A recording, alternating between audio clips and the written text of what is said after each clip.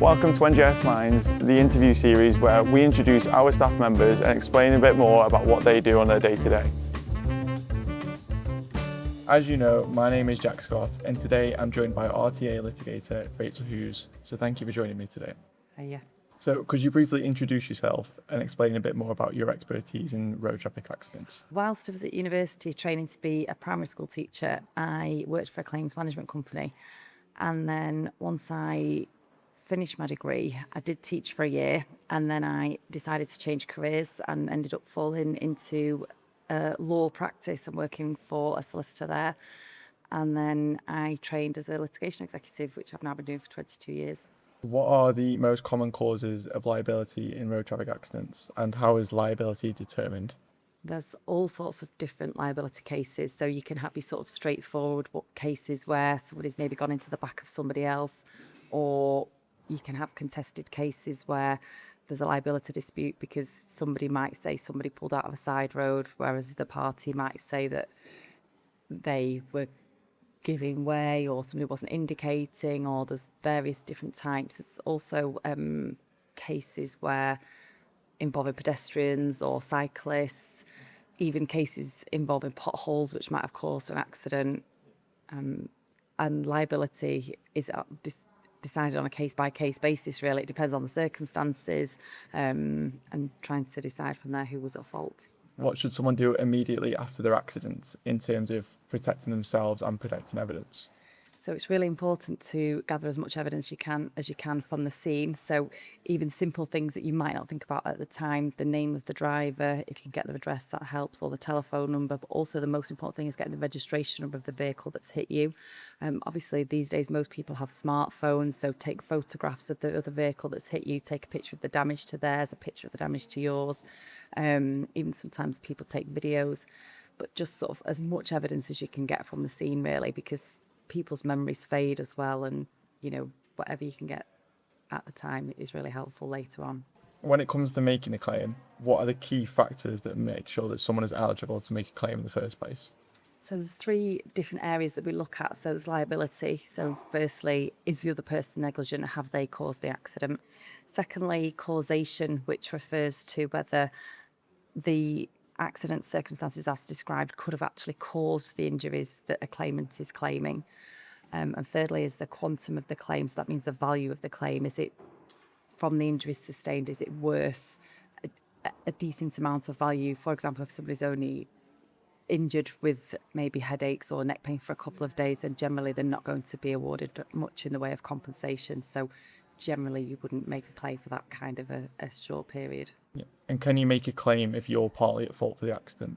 You can. That would be classed as contributory negligence. So it might be that the accident circumstances show that each party was, say, 50% responsible, or even there might be a split like an 80-20 or something like that. But if there is some contrib, then the amount of damages that you are awarded will be reduced by that amount. If someone is eligible to make a claim, can you explain the different types of compensation that you could receive after a road traffic accident? Yeah, so there's two types of damages that we would look to recover for somebody. There's the general damages, which refers to the compensation for your injuries. So depending on how long you're injured for would depend on how much your claim's worth.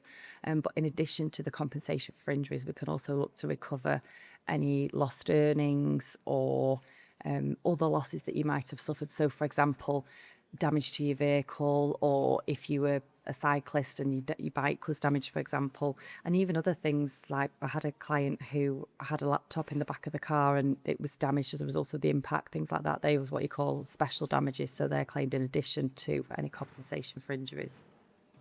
How does having a solicitor to work and assist with your case help the claim, and what value can a solicitor add? Okay.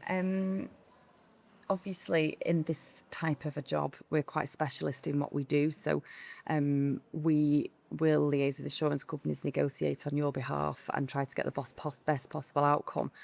Clients can proceed directly through their own insurance company. And the problem you find with that is a lot of the insurance companies are linked and owned by each other. So whereas we're independent and we just fight for the best outcome for you, sometimes insurance companies can be a little biased. You can also find if a claimant and a defendant are insured by the same company, there isn't really any need for them to try to establish liability as such, whereas for us, we would always fight directly for our client.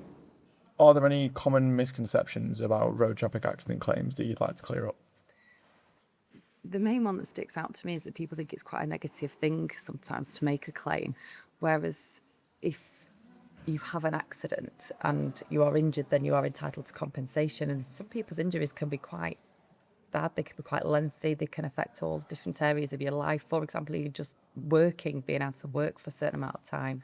And obviously that impacts people negatively. If you're out of work, you might not be able to pay your mortgage or your rent, and making a claim for that, for the injury, but also for those other losses, could help a person, you know, entire it's life, quite a really. difference, make a big difference. So finally, what's one piece of advice that you give to someone if they're going to make a road traffic accident claim?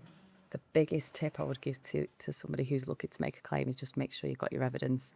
So as I said earlier, your name of the other driver, registration number, make sure you're aware of what happened, you can recall the circumstances, and also actually the date of the accident and an approximate time of the accident is also helpful. And we would always encourage people to report accidents to the police if they're unable to take those details at the scene, if there is any sort of issues around the circumstances. Okay, so those tips seem really useful and potentially help clients in the future for making a claim. So thank you for joining us today.